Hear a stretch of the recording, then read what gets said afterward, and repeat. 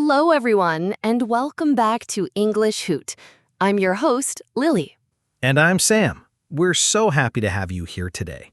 Before we jump into today's topic, make sure to hit that subscribe button and give us a thumbs up if you're enjoying the content so far. It really helps. That's right. And if you've been enjoying our podcast, don't forget to leave us a comment. We love hearing from you. Today, we're going to talk about something that affects all of us: how to control your mind. I know, it sounds pretty deep, but stick with us. It's going to be a fun and interesting journey. Exactly. And the best part? You'll be improving your English while learning some amazing ways to feel stronger inside. So, let's dive in. Have you ever had one of those days where everything feels out of control? Maybe your emotions get the best of you, or you make a decision that you regret later. We've all been there, right? Yeah, absolutely. But the good news is, you can train your mind to make better choices and stay calm, even when things get tough. It's like exercising your brain to be stronger. Just like you'd train your muscles, you can train your mind. And that's exactly what we're going to talk about today. Let's start with the first tip to help you get more control over your mind. Sometimes we choose things that make us feel good in the moment, but end up hurting us later. For example, you're feeling stressed, so you grab a big bag of chips. Or maybe you scroll through social media for hours, right? It feels great at the time, but later you feel empty, tired, and guilty. That's called temporary pleasure. You feel good for a little while, but it doesn't help you in the long run. Real strength comes when you choose the hard but good things. It's like deciding not to watch one more episode of your favorite show late at night because you know you have to work or study tomorrow. Exactly. So the next time you're faced with a choice, ask yourself, how will I feel after an hour, tomorrow, or next week? If the answer is, I'll feel worse, maybe it's time to choose something better. It's all about making small, smart decisions. If you can do that, you'll start to feel more in control of your life. We all have a smart brain, but sometimes we let our feelings take over. For example, when someone says something rude to you, your first instinct is probably to snap back. But if you stop for a second and think, you can make a better choice. Right. Instead of shouting back, take a deep breath, count to 5, and ask yourself, is this helping me? Often the answer is no. By stopping and thinking, you can keep your peace and avoid unnecessary drama. And trust me, the more you do this, the stronger you become inside. You start to react less and think more. And guess what? Your English will get better too because you're practicing control, focus, and clarity every day. Your senses, your eyes, ears, nose, and skin are like doors that let things in. And whatever you let in shapes how you feel and think. If you spend all day watching bad news or listening to negative music, guess what? You're going to feel angry or sad. Yep, it's all about what you expose yourself to. So, instead of listening to gossip or looking at negative videos, try focusing on things that bring you joy and hope. Maybe a funny video or uplifting music. Or maybe a podcast, like English Hoot, for example.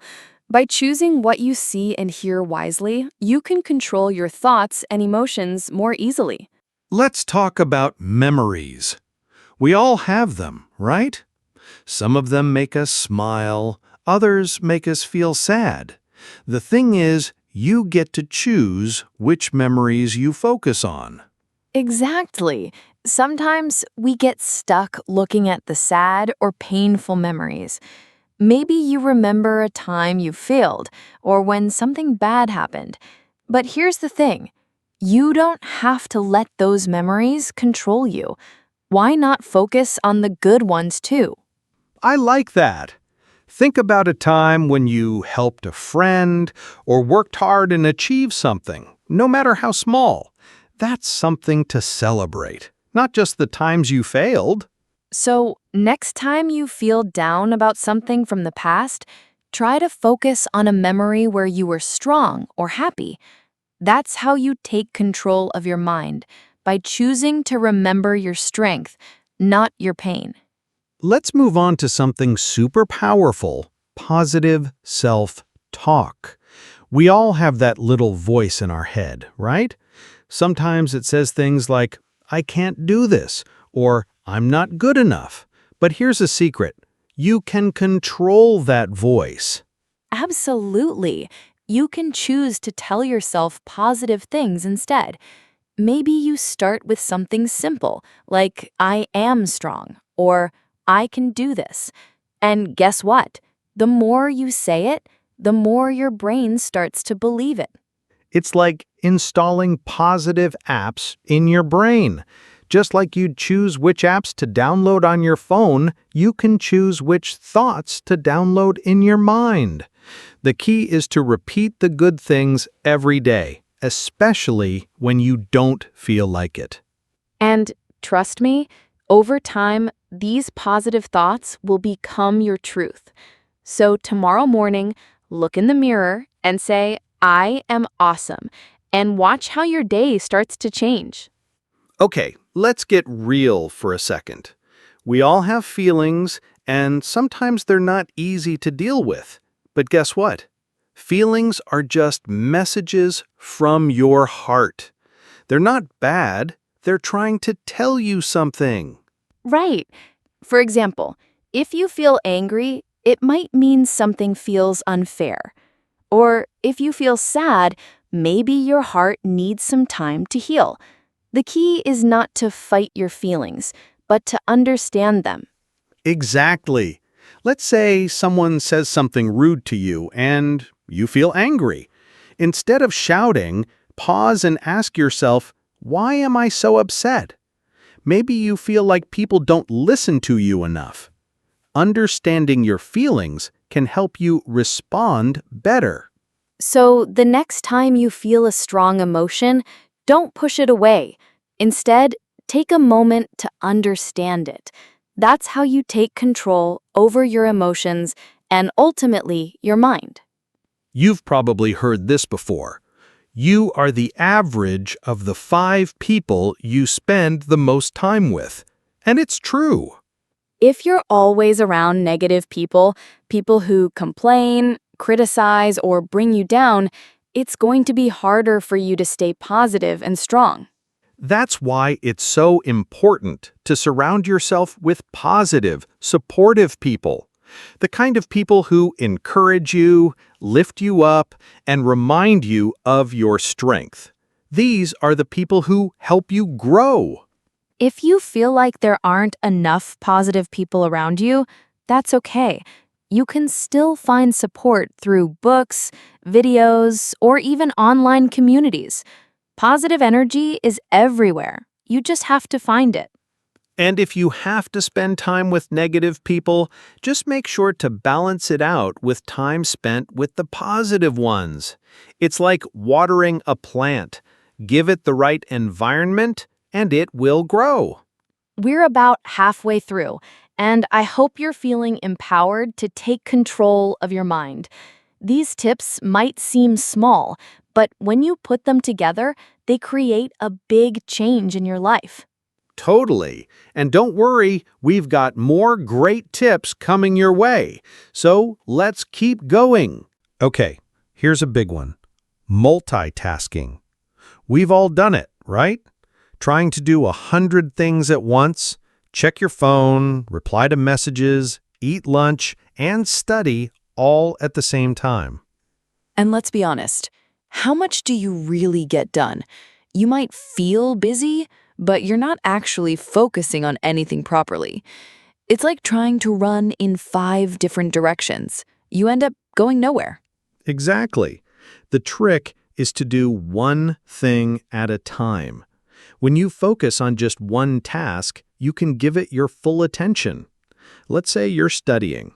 Put away your phone, stop thinking about your weekend plans, and just study for 25 or 50 minutes. And after that time, you can take a short break, feel proud of what you accomplished, and then dive back into the next task. It's all about focus. It's like setting your mind to do one thing well instead of doing everything badly. Your brain works better when it's not overwhelmed. So, the next time you're working on something, try using a timer and focus fully on just one task at a time. It'll help you stay clear and strong. Here's something I think we all struggle with: negative thoughts. You know the ones, right? The voice in your head that says you're not good enough or you'll never succeed.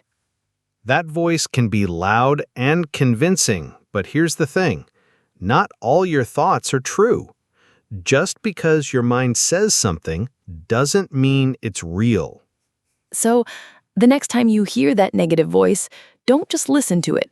Ask yourself, is this really true? Maybe you're nervous about giving a speech, and your brain says you're going to mess up.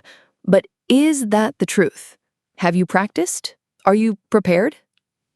Exactly. When you challenge those negative thoughts, you take away their power. Instead of believing them, replace them with a positive, empowering thought like, I've got this, or I will do my best and that's enough. Negative thoughts are like bullies. If you stand up to them, they'll start to disappear. So, next time your mind tries to tell you that you can't do something, fight back with confidence. This one's a fun one. Visualization. Have you ever closed your eyes and imagined your dream life? Maybe you picture yourself waking up full of energy, speaking English fluently, working your dream job, or just feeling happy and peaceful. I love this. When you visualize your goals, your brain starts to believe they're possible. It's like creating a mental picture of what you want before it becomes real. Your brain doesn't know the difference between what's real and what's imagined. So when you picture success in your mind, your actions start to align with that vision. So, every morning, take a couple of minutes to close your eyes and imagine your dream life. Feel the excitement, see the success, and notice how you feel. This simple practice can help you build confidence and stay focused on your goals. And the more you do it, the more your brain will help you make that dream life a reality. It's like training your mind to believe in your success. Now, let's talk about setting the tone for your day. Do you ever wake up and feel like you're just going through the motions without any clear plan? That's what happens when you don't give your mind a clear goal. If you don't set an intention for your day, your emotions will just take over and you'll react to whatever happens instead of controlling your day. So, how you set an intention? It's easy. When you wake up, say to yourself, today I will stay calm, or today I will focus on finishing my work. Just a simple sentence to guide you. And when something goes wrong during the day, you'll remember your goal. You'll stay focused on what's important, and you won't let small things knock you off course. Exactly. Setting clear goals in the morning helps you take charge of your day and stay in control of your mind. Try it tomorrow and see how it changes the way you feel. Self-discipline is a big one. It's about doing what's right even when you don't feel like it. It's easy to make excuses, right? Your brain might say, just sleep a little longer or skip the workout today. But if you listen to those excuses, you'll end up feeling bad later. Self-discipline is like building small habits that help you be stronger. Maybe it's waking up at the same time every day, making your bed, or finishing a task even when you don't feel like it. The more small promises you keep to yourself, the more trust you build with your brain. You become someone who doesn't give up on their goals, even when it's hard. So, when your brain says, I don't feel like it, just say, I will do it anyway. That's how you build real strength inside. Here's something that's really important but often overlooked: living in the present moment. How many times have you been doing something but your mind was somewhere else? Maybe you're eating lunch but thinking about what happened yesterday, or you're walking and worrying about something tomorrow. Yeah, we've all been there. But when you're not fully in the present, it makes you feel tired, distracted, and anxious. Your mind gets stuck in the past or the future, but it's in the present where you can truly feel alive and peaceful. So, how can we practice this? Simple. Pay attention to what you're doing right now. For example, when you're eating, just eat. Taste your food, notice the textures, and enjoy the moment. When you're walking, feel the ground beneath your feet and the air on your face. It's called mindfulness, and it's a powerful skill. It's like a reset button for your mind. Even just 5 minutes of mindfulness each day can help your mind feel lighter and more peaceful. So, try it out next time you're doing something. Slow down, take a deep breath, and just enjoy the present moment. You might be surprised at how much more calm and centered you feel. Let's talk about meditation. Now, I know some people might think you have to be a monk or need special music to meditate, but that's not true. Exactly. Meditation is just a simple way to calm your mind. You don't need to sit in a special position or chant mantras, though you can if you like. But the main idea is to find a quiet place, close your eyes, and focus on your breathing. It's all about finding peace inside. When your mind feels stressed, meditation can help you relax, stop overthinking, and feel more in control. Start small, maybe just 2 minutes a day. Sit comfortably, close your eyes, and take slow, deep breaths. Your thoughts might wander, and that's okay. Just gently bring your focus back to your breath. After a few minutes, you'll feel more peaceful. The more you practice, the easier it gets to calm your mind anytime you need it. And last but not least, journaling. Sometimes we keep all our emotions bottled up inside, and that can make us feel heavy and stressed. But when you write down your feelings, it's like letting go of that weight. You don't have to share it with anyone, just write it down for yourself. It helps you process your emotions and get them out of your head. Start by writing about your pain. What made you feel upset or stressed today? Don't be afraid to let it out.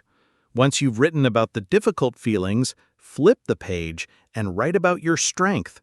What did you do well today? What's one thing you're proud of?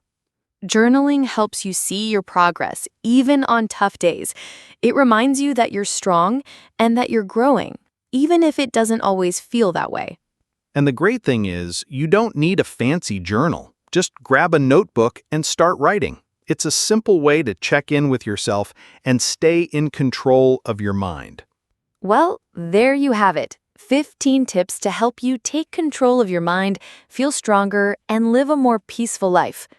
We hope these tips inspire you to start making small changes in your daily life. Remember, it's not about perfection, it's about progress.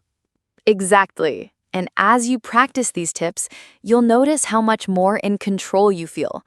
Your mind can be your best friend, helping you make smart choices and stay calm no matter what life throws at you. Thank you so much for tuning in to today's episode of English Hoot. If you found these tips helpful, don't forget to share this episode with your friends. And of course, leave us a comment to let us know how you're taking control of your mind. And as always, keep going, keep believing in yourself, and remember you are stronger than you think. We'll see you next time. Take care, everyone. Keep controlling your mind and have a wonderful day.